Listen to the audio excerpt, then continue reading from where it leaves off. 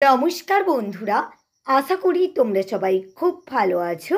আমার স্নিগ্ধা মহাপাত্র চ্যানেলে তোমাদের সবাইকে স্বাগত জানিয়ে আজ আমি তোমাদের শিশু দিবস উপলক্ষে গোলাম মুস্তাফার লেখা কবিতা শিশুর পণ কবিতাটি আবৃত্তি করে শোনাচ্ছি। এই করিনু পণ মোরা, এই করিনু পণ, ফুলের মতো গড়ব মোরা মোদের এই জীবন।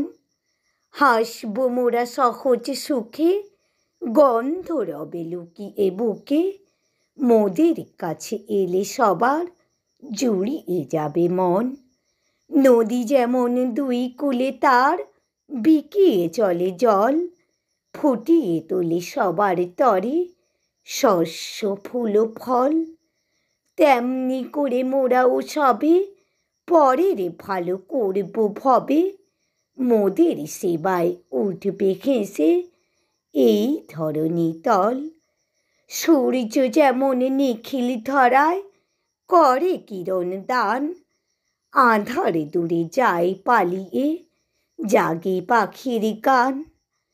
তেমনি মোদের জ্ঞানের আলো দূর করিবে সকল কালো, উঠবে জেগে ঘুমিয়ে আছে যেসব নীরব প্রাণ।